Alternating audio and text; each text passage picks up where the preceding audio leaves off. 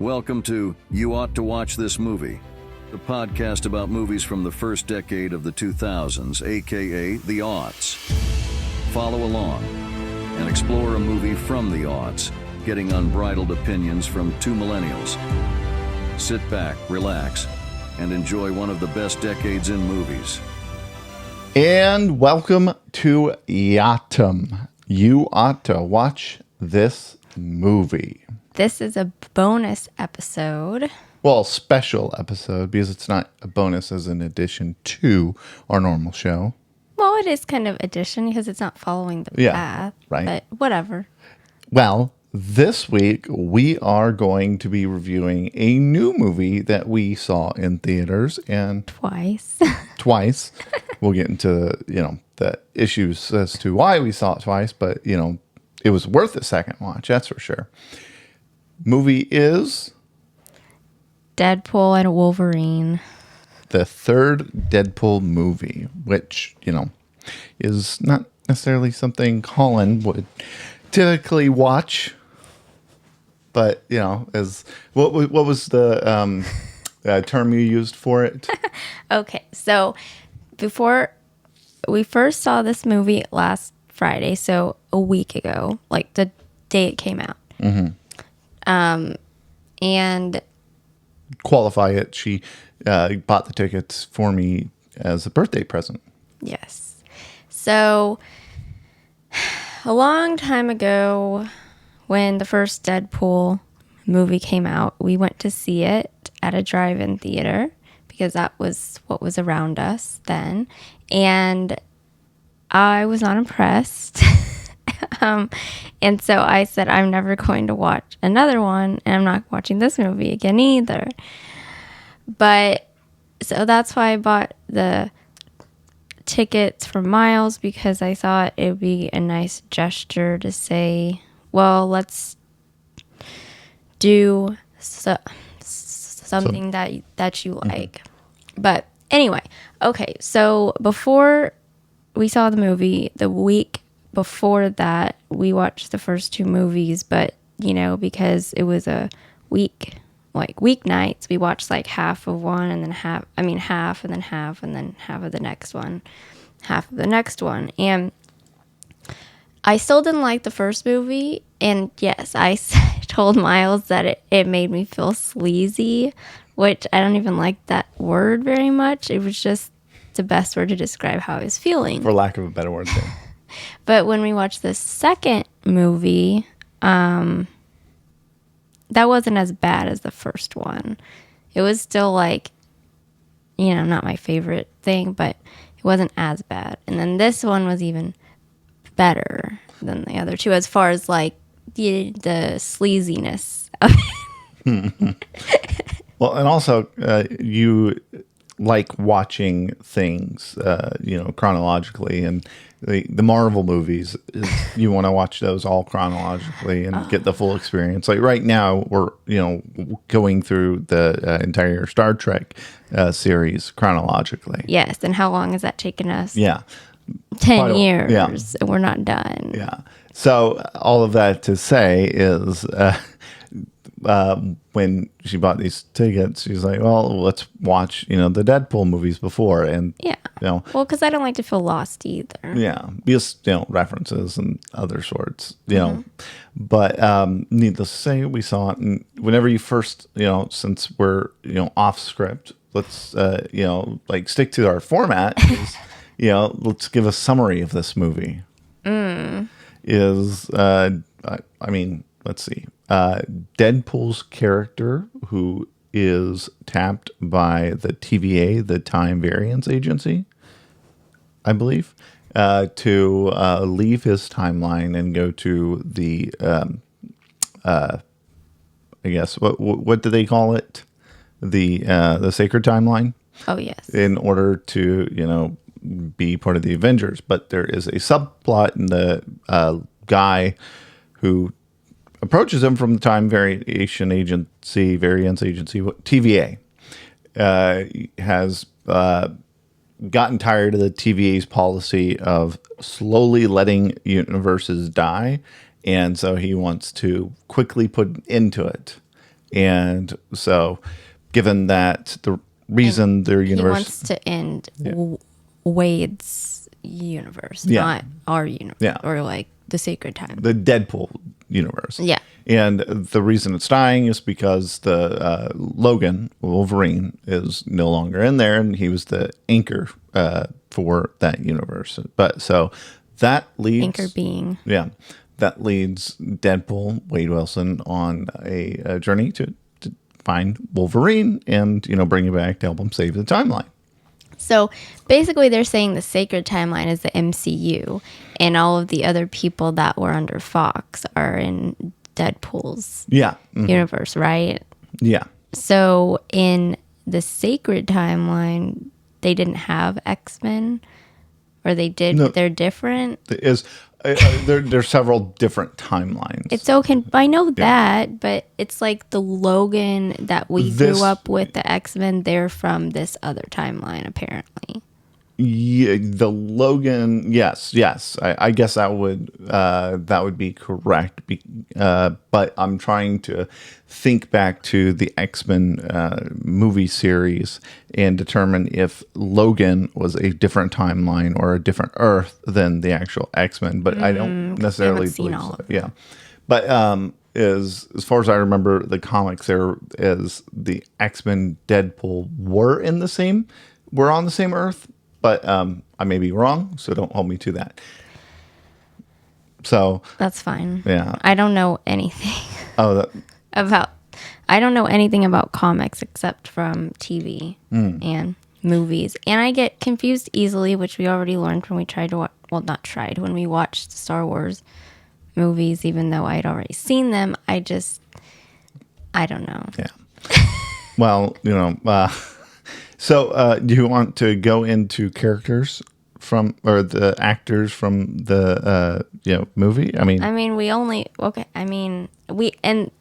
We probably are going to tell you spoilers, so don't continue watching / listening if you haven't seen this. Yeah. Or if you don't want to have spoilers. We Because warned you. there now. will be. Yeah. You can't be mad at us. So I'll go into a couple of the characters if you want to pull up the entire character listing on IMDb, because I know how much you like that. So Hugh Jackman, of course, the Australian actor who also plays other individuals named Wolverine in X-Men movies. And he was in The Greatest Showman and a bunch of other stuff. Yeah. And you've got Ryan Reynolds, who, is in... What is he in? Well, Where do you know him from? my first encounter with him was on this ABC Family movie, or a thing that was on ABC Family, which I think was called like School of Life or something. But then I'm not exactly sure how I knew him other than that. And then I know he's in a movie called Definitely Maybe, which I saw part of on TV, which will probably be in our podcast. He was in Detective Pikachu, Pokemon. Oh. He played the voice. Oh. And he was in The Proposal, which will definitely be on our podcast in like 20 years. And he was in If. Yeah. Well, and for those of you who may be joining us because we're going over Deadpool versus... Is it Deadpool and Wolverine? As we typically review movies from the aughts, the 2000s. And we're currently in 2000. Yeah. But so other things that he's been on, which, looking back here, is there are a lot of random listings for Deadpool, like how Deadpool spent Halloween, the 12 days of Deadpool. So, but he was, The Proposal. He was several different shows, but needless to say, I didn't realize he was in X-Files. That's pretty cool. But going back to other actors, you have Emma Corrin, who played Cassandra Nova, which is Xavier's twin sister, who I guess he never knew about. and then you had who else? Jon Favreau made a cameo, which was fantastic. Him being from the Avengers universe, where he is, Tony's chauffeur, and then, I don't know, in charge of security or something. That's a pretty crazy promotion. Other individuals, that Jennifer Gardner, who cameoed as Elektra, and then also Wesley Snipes, who cameoed as Blade, which is fantastic. Channing Tatum, who cameoed as Gambit, which was an absolutely awesome. We'll get into that in a minute. Chris Evans, who plays Captain America, he was not Captain America. Instead, he was Johnny Storm, the Human Torch from Fantastic Four. And Henry Cavill made a appearance as a random universe's Wolverine, and Cavalrine. As Deadpool put it, Cavalrine. And it was a big FU to the DC people, which I guess now DC has reversed course and Henry Cavill will be Superman again. Again, like they've changed their mind 3 times or 4. So they said no, then they said yes. Then they said no, then they said yes. Yeah, they're a bunch of morons. Well, they definitely don't have the same movie presence as Marvel, that's for sure. Yeah, so anyway, so that covers the cast, I think, pretty decently. Typically, Colin is, much better prepared over cast. But we didn't take any notes. Miles just said, ooh, let's make this podcast. And then I said, ooh, let's wear red and yellow. Yeah, so she's responsible for the red and yellow. Which I guess, the red she has on has stars and hearts over it, which I think would, definitely be some, what do they call it in the movie? Office Space, where Jennifer Aniston's character, she's wearing all these buttons at the restaurant, and the manager says, "You're not wearing enough." He calls it something specific. Anyways, I can't remember what it is, but she has all these hearts, and I think Deadpool would approve of all of that glamour. Well, it really just depended on which color he had a better shirt of, and then I was gonna. Oh. But it works out because you look more like Wolverine than I do. Why? Because I got, bigger arms. Oh, and the beard. Oh, yeah, that makes sense. All right. So typically after our character is we go in. We talk about the trailer, but we don't really need to talk about the trailer. I mean. Yeah. Yeah.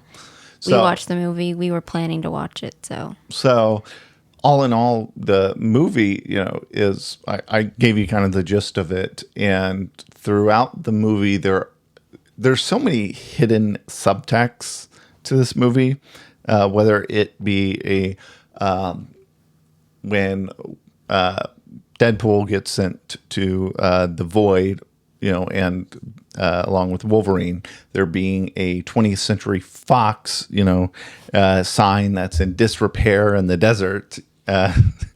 Or the various, whenever he's searching for Wolverine to bring back to his universe, he goes through all of these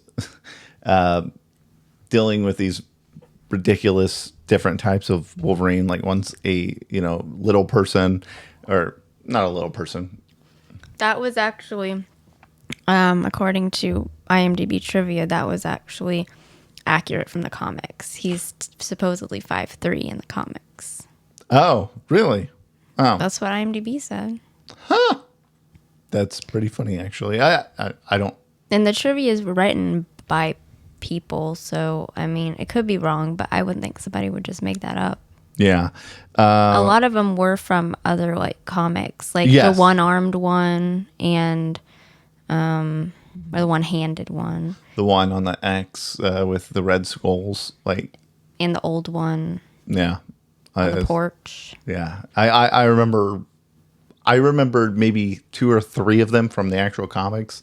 I grew up reading a variety of comics when I could. The library, no less. I want to say it was Guthrie they had a library, and they had this selection of magazines that you could read from. And, but anyways, I digress. The most humorous cameo was the fact that he went to one universe and it was Wolverine and Hulk. Oh. And he turns around and Hulk's there and he says, "I am Marvel Jesus," and gets slammed up against a tree. Because he keeps calling himself that through the whole movie. Well, because so the TVA, once they approach him, they say, "Yes, you're going to the Sacred Timeline. You're going to be part of the Avengers," and they have all these retro-looking TVs where they show him essentially, what his future may look like. And there's a specific snippet of Thor crying over Deadpool dying or something, and he's like, "Is he crying? I'm Marvel, baby Jesus." And yeah, needless to say, it gives him, if Deadpool could have any more of a god complex, a stroke to his ego. But past the universes, the cameos really start, and the subtle references happen whenever they get sent to the void, i.e. the 20th Century Fox sign in disrepair. And then that's when Chris Evans' character, the Torch, and at first, Deadpool believes it's Captain America, and he's, needless to say, pretty disappointed. Yeah. And then follow up to that, they get to the Cassandra Nova's lair, and Iron Man, that I guess was sent there at some point,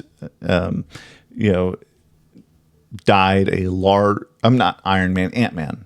Ant-Man that was there, he died as a large Ant-Man, and his suit and skeleton had been, converted into their home base. And the first comment that Deadpool makes is, "Oh, look, Paul Rudd finally aged." Just ridiculous. And so then there's some pretty good character, references in there. But apparently in the void, they send individuals that, they don't want to deal fighting against them, trying to, delete their universe, essentially. And so they get a variety of characters, whether it be, multiple Deadpools, I guess, or a dime a dozen, and whatnot. So there's references to a whole litany of different type of superheroes. So then they go on a quest to find these Borderlands individuals who, may be able to help them get back. And that's when you have you have a fight scene between Deadpool and Wolverine, and very subtly in the middle of it, as Wolverine is smashing Deadpool's head into the center control box of the car, the radio is what song was that? Well, for a split second, you hear the opening song from The Greatest Showman, which I think is called The Greatest Showman. It was funny. And I believe there's a line in there. There wasn't in the movie, but I think if I'm remembering the song correctly, it goes, "This is the moment we've been waiting for." Yeah, something like that. I thought that would have been hilarious, but needless to say, they didn't. They just had a very, very quick snippet of it. Yeah. And I mean, and Deadpool also references Hugh Jackman, or Wolverine's going to sing, the Music Man, because Hugh Jackman was just in that recently. Okay. And after we do this whole play-by-play, are we going to talk about things we liked and stuff? Yeah, definitely. Okay, because we've passed a lot of things. Oh yeah. No. Obviously, we're going to go back, but I just and then so they have Elektra, Blade, and Gambit, and then they end up on their journey to find those individuals, come across another Deadpool character, which is essentially Ryan Reynolds with long hair. And needless to say, but and a man bun. Yeah, and it was pretty funny. But ultimately, they get the team together and they end up escaping with a Doctor Strange ring and back to the normal universe, and then they end up. And they introduced Dogpool. I didn't get into Dogpool because I was going to wait until after the play-by-play to introduce Dog. Oh, it's part of the play-by-play. Dogpool was introduced, and I cannot remember what Dogpool looked like in the comics. But this is a real dog that won Britain's Ugliest Dog Award, and it's a mix. It's a pug Chinese crest mix. Oh man, I forgot her name. So the Deadpool dog from the Marvel's Mutant Mutt comic is has the tongue sticking out the side. Oh wow! So I definitely think that they did a adequate job representing Dogpool. With needless. I want to see. Needless to say, it was pretty funny, and so all of that to say is that makes sense why Ryan Reynolds in a man bun wasn't actually Deadpool. Why? Because it was Dogpool who had the superpowers in Marvel's, And not. If I don't remember this 100%, so I may be wrong, but that might explain it. Okay. Yeah. Okay. But anyways, so then they go back, save the day, and now let's talk about things that we really enjoyed. Well, they saved the day to a Madonna song, first of all. Yeah. Well, I mean, to be fair, the entire movie opened up with a Backstreet Boys song. No. NSYNC? Yes. Sorry. Backdoor Boys, Instinct. Well, same thing. I mean, I wasn't a fan, but I feel like I could have been if I were just a little older. Yeah. Yes, that was my favorite part of the movie. The opening. The opening? Which I know he's just mocking them, but still, it was funny. Yeah, it's so, for those who don't know, it is Wade, or Deadpool, beating up a whole bunch of TVA agents to bye. But in between, he's dancing to the song. Yeah. He's doing the real dance moves. It's funny. Stupid. So, what else?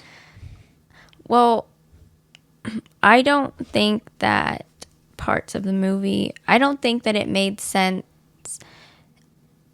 I think they just had to make conflict for some reason, but I don't think it made sense. Why couldn't this movie have just picked up where the last one left off? Why did it have to be 6 years later? Just because we've lived 6 years doesn't mean that They didn't live 6 years, did they? Oh, it was 2018. It said, yes, and it said after he right after he did all the time change at the end of the last movie, and then he talked to Happy Hogan and had his interview, and they turned him down to be part of the Avengers, and it said 6 years later. And I'm like, why do we have to be 6 years later? And also, I just don't think he's a person that would be like so dejected from them turning him down that he would just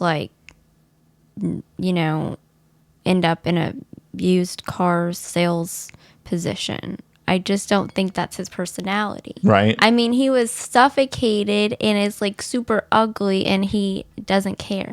And so I just don't think that he would care that he's not part of the Avengers, especially since he's not even part of that timeline.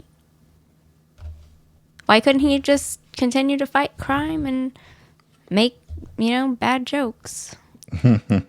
I don't know. They humanized him.